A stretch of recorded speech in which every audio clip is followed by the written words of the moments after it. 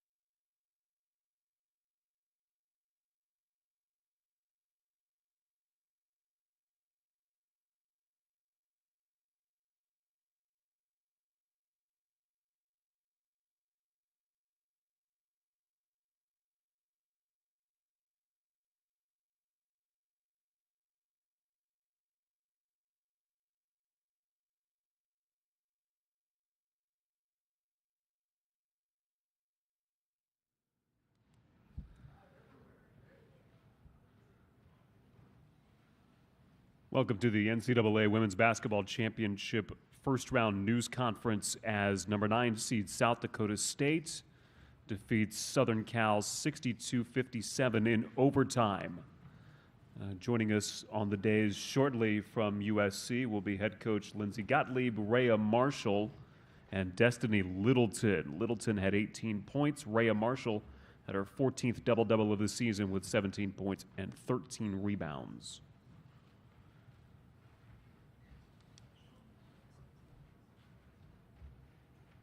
The USC locker room is open, and it will be open until 11:17 tonight.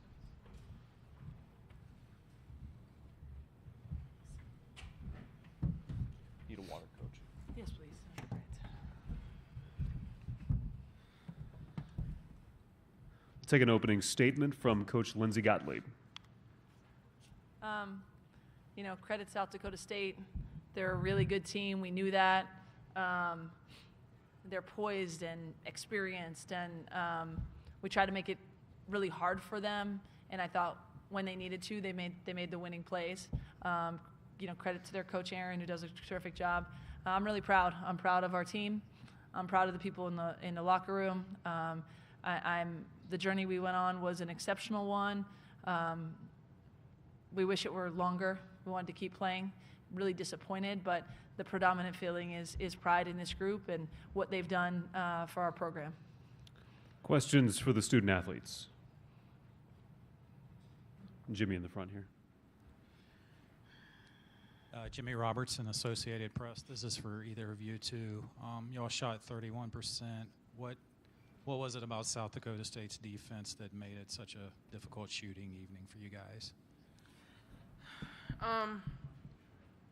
They're a seasoned team. They been here before. They've been playing together for a very long time. They just took away what we wanted to do. They pressured us. They forced us to take shots that we normally wouldn't take. And so they kind of just got us out of our rhythm a little bit, and we really couldn't, find the open person or, I think we were worried a lot about their charges that they take. And so we kind of just mentally started playing differently. But, credit to them. They came in and had a really good game plan. Second row here. Coach Tim Thomas from the Tech Lunch Pail. Was there anything that South Dakota State did differently from what you guys scouted and what you guys saw on film? Nope. Sorry. Yeah, no worries. questions for the student athletes at this point. We'll hold off on Coach. Thank you.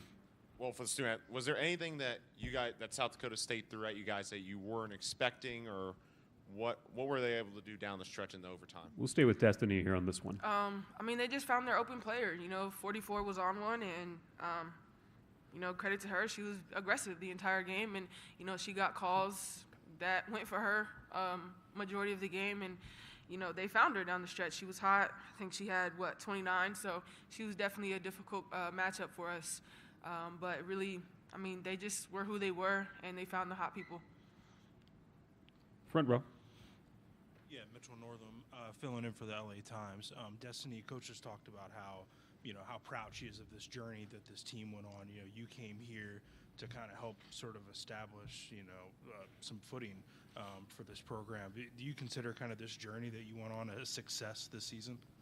Absolutely. Obviously, we don't want to be out in the first round, but USC hasn't been here in a very long time. So that was my number one goal coming here, is to get USC back to the NCAA tournament, and we checked that off the list. And now, obviously we've set the foundation, us graduates who are leaving, and obviously the players who are still here, we set a level of, greatness that we want to see moving forward. We have really good recruits coming in.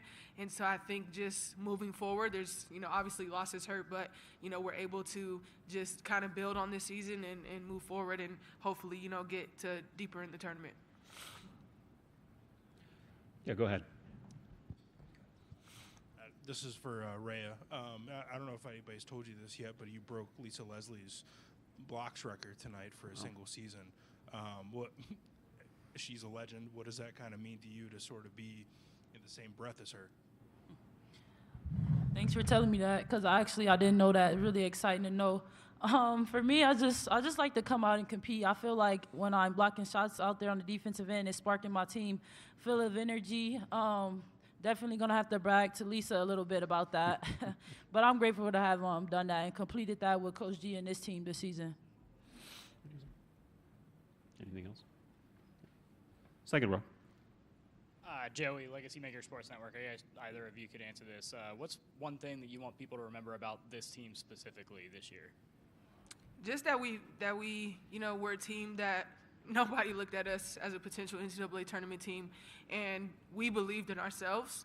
We believed in a program that Lindsay has put together, and we just believed in each other. I think, every day we're not perfect. We make turnovers. We don't hit shots, but one thing that we did all season was play for each other, and we just wanted each other to win, whether, that be a win at the end of the day or a loss. But, we were here for each other. We didn't stop fighting.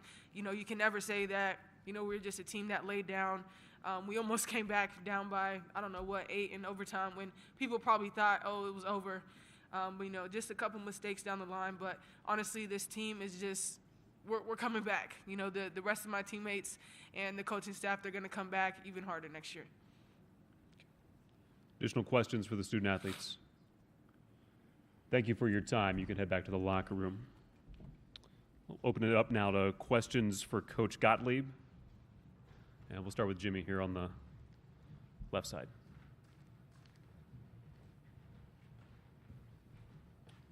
Yeah, Coach, Sellen had 29 points. I think she had 16 consecutive at one stretch there in the second half and overtime. What about her makes her such a tough matchup? I mean, to me, she's a pro. She scores at all three levels. And when I say that, more from the free throw line, on the block and from three. But their system and their offense makes it really hard. You can't really double her, right? Because then they'll kick out for threes. She's constantly moving. They play and flow really well, and she's a terrific player who got to her spots and made big shots.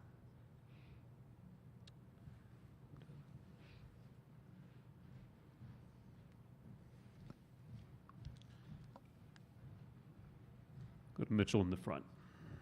Yeah, Coach. You jumped out to that 10-point lead there early in the first quarter. What was kind of going right for y'all in that moment, and then what didn't go right after that?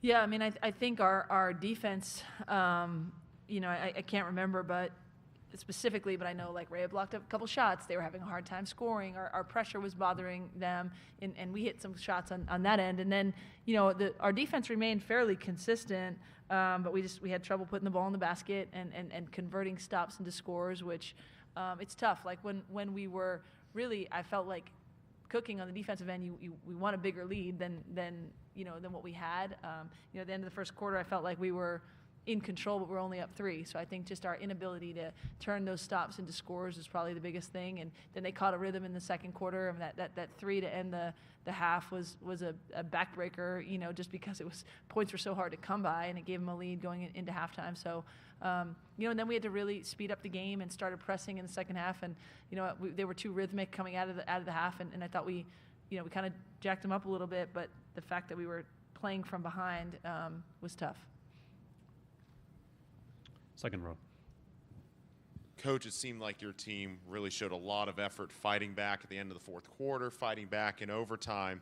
How much is that just the character of the team you have? How much is that coached in, and where does that? How much does the roster construction maybe factor into that as well? That's a great question.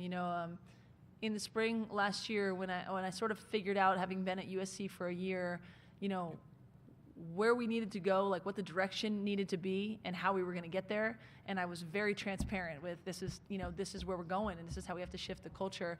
And then I had to go out and get a bunch of transfers who believed in that vision. So it was a little bit of a mix of people from a lot of different places, but our North Star and our driving force has always been we want to be in the postseason, and we're committed to winning, and what does winning look like? And so I had a bunch of people who really bought into that all year, and then we coached them up in terms of how it has to look in terms of the effort and the intensity. But I credit our players, and I told them in there, I do think there's a lot of great things in store for this program, but I'll never forget this group. They've changed the perception of what people think of us.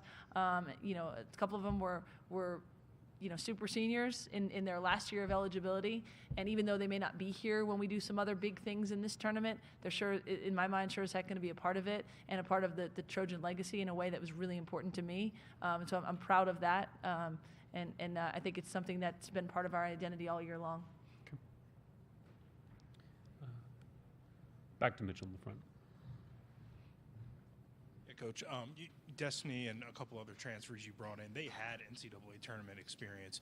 Rhea didn't. This was her first, and had a double-double on all those blocks. How impressed were you with her tonight, and kind of prospects for her moving forward? Yeah, I was really impressed. We challenged her, in the last whatever it has been, almost 2 weeks since we've played, to take advantage of this stage, but really more just to continue to grow. When I got the job, she was my first phone call, right? I needed to keep her. She had been, signed with USC. And from that point on, she's been coachable. She's been bought in. She wants to be great. She allows us to push her. And so I think she got a taste of it tonight. So I think that could be a scary thing in a good way of she's not happy with the feeling, I think, and I think that's going to drive her. But her talent is limitless. We're going to help make her, one of the best, players she can possibly be, and one of the best players in the country. But I was really impressed with the way that she came out tonight and competed. Coach, was there anything that South Dakota State maybe threw out there that was maybe a little unexpected from what you saw on tape and your scout? Not really. I mean, maybe the pressure on our wings. We had a hard time getting to our spots on offense. Like, I think, he probably knew we had a size advantage inside. And so, we've seen sagging defenses to try and negate our presence inside, but he went more with pressure, make it hard to get to the wings. So I would say that maybe felt, I felt that more than what I'd seen on film. But from an offensive standpoint, I thought we had a good scout and knew it was coming. They're just really good at it. And when we were holding them from scoring easy baskets, we weren't scoring enough. So I think probably on the defensive end was maybe where they were able to apply a little more pressure than I expected. Additional questions for Coach Gottlieb. Okay, Coach, thanks so much for your time. Best of luck on the trip back to Southern Cal. Reminder, the USC locker room is open until 11:17. South Dakota State and Coach Aaron Johnston up next.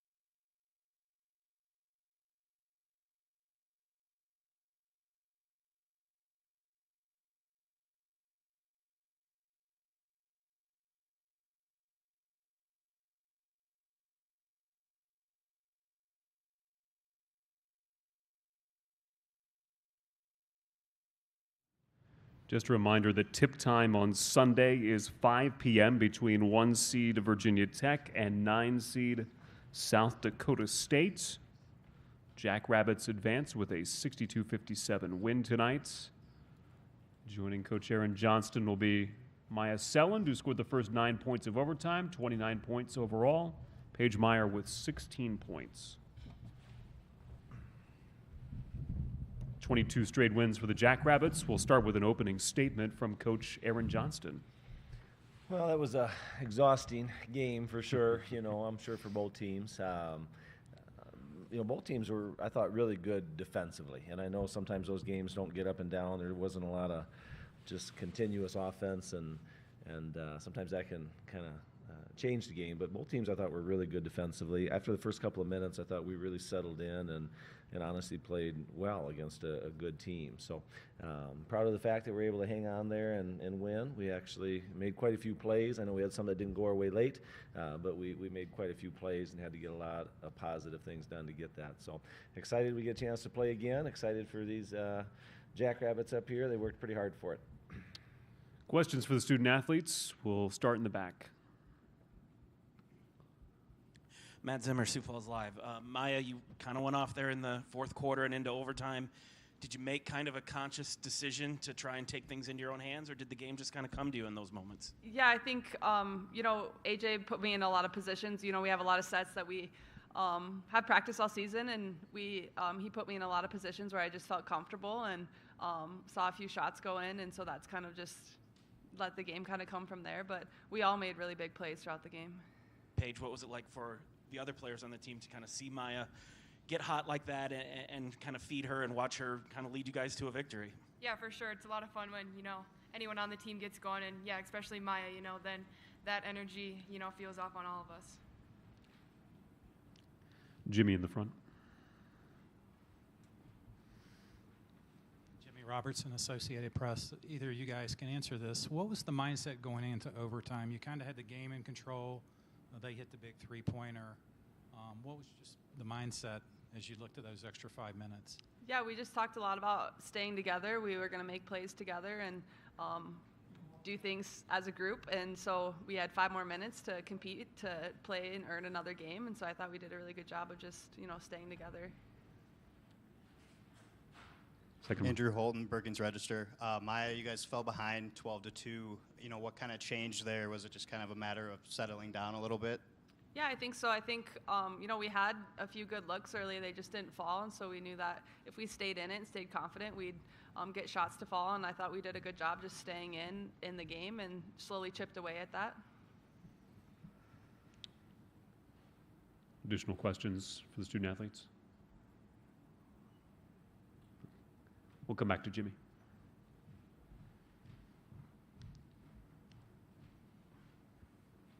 Normally you guys score a bunch of points, and tonight's game was low scoring. It was kind of ugly. How much confidence do you gain as you look ahead to Virginia Tech by winning a game like this?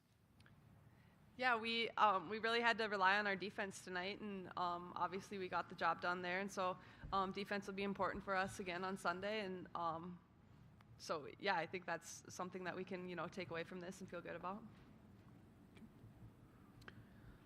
All right, thank you for your time. Best of luck on Sunday. And reminder, the South Dakota State locker room is open until 11:32 tonight. We'll open it up to questions for Coach Johnston. And we'll start here on my left. Aaron, we've talked about how we've kind of been waiting for this game from Maya, kind of have her take over. How exciting was it to see her take over down the stretch there? Yeah, Maya was the difference for us in the game in a variety of ways. Certainly her scoring, especially late. She was able to make a lot of tough plays, put them in foul trouble with some big-time plays for us. She got some rebounds, and she was that calming presence today, because there were times where we were a little bit rattled for sure, and we had some probably some unforced turnovers and some forced turnovers. But Maya was that calming presence that I think we've all had a chance to see her be. And the team did a great job. We really obviously went to her a lot late in that game, particularly in overtime, and she responded like you would hope somebody that has that kind of talent and ability would respond. So she was the difference in the game, no doubt about it. We'll go here in the middle. Madison Van Mulligan with Reaching the Summit.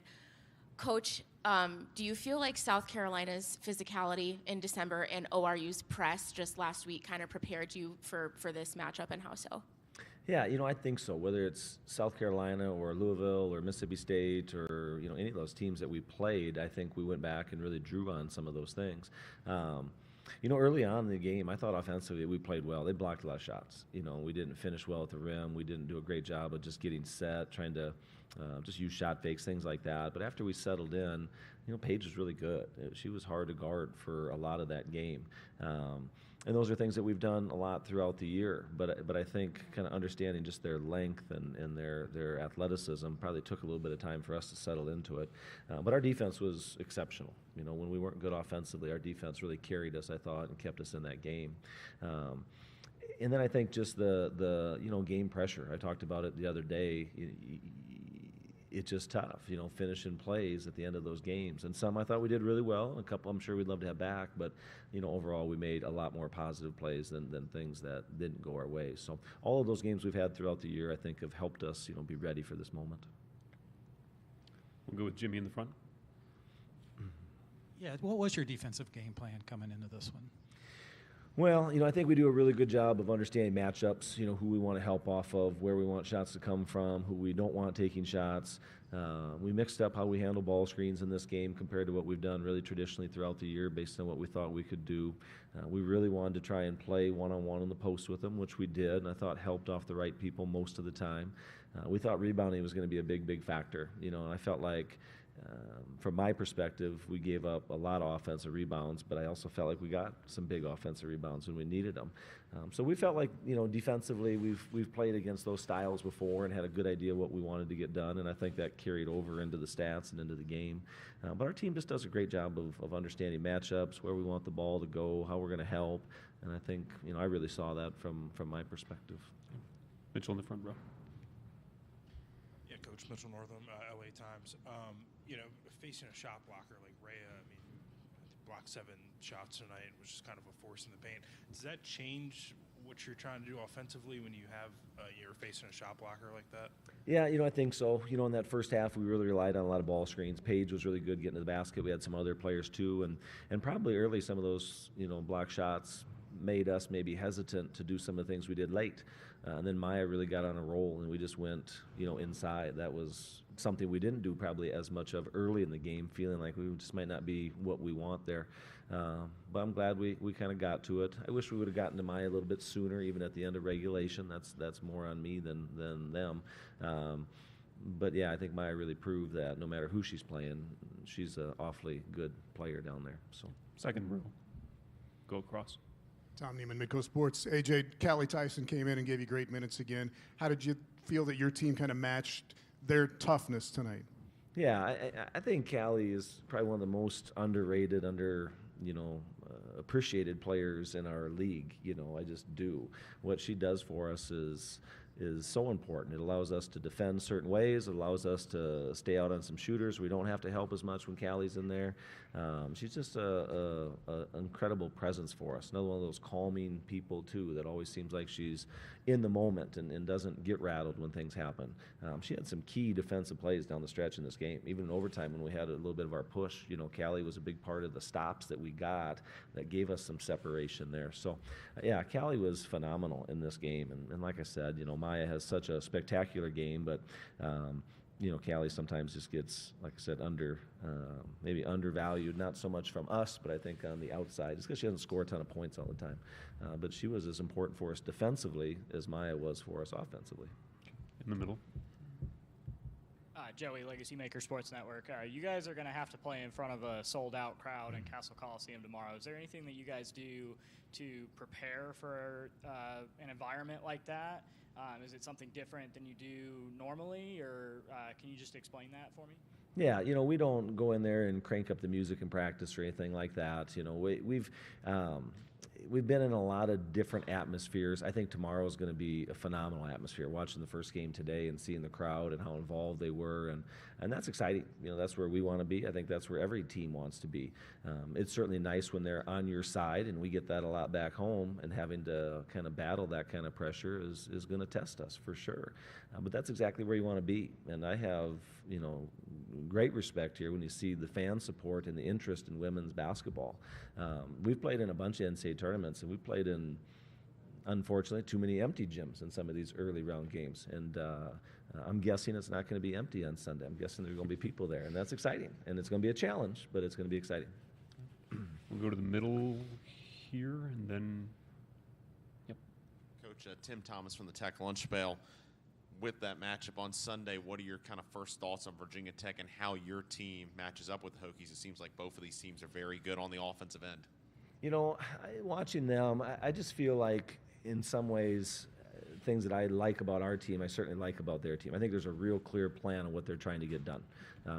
They can score inside, they can score on the perimeter. Defensively, they're playing at a high level. They just have a really good idea where they want to help off of, where they want to try and take some things away, and I think there's a lot of what I like about our team in them when I watch them play. So very deserving, I think, of a number one seed when I watch them.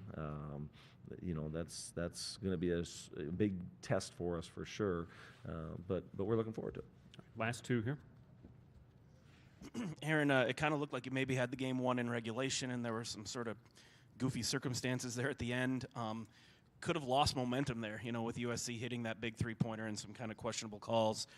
What did you guys talk about in the huddle or leading into overtime to kind of not let that happen and reassert that momentum a little bit? Yeah, for sure. I think towards the end of the regulation, even at the end of overtime, I'll look back and there's some things I needed to do better to get us in better spots too, and then we need to handle the things that we can't control, and that's what I think we did a great job of, really staying present and in the moment, and that's where I think that calmness of, you know, particularly Maya in that situation, Callie, Tori, they've got a lot of experience, and Haley and Paige are out there for the first time, and you can see in that moment in the NCAA tournament I'm talking about, and you can see those three upper class players talking to those, you know, young sophomores and reminding, here's what we're in, here's what we're on defense, here's what we're doing if they score, here's what we're doing if they miss.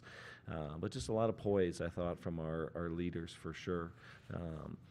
And that was huge. I thought, you know, forget the exact time, but even late in the game when we had some separation, they came back and made a run, and we lost the lead and had to get the lead back and felt like we had it won, and now it's a tie game. And then to go into overtime and really play well in overtime just says a lot about the resiliency of our team, the ability to let go and move on, to be in the present, and that's fun, you know, as a coach. It's just great to see that part of it rewarded.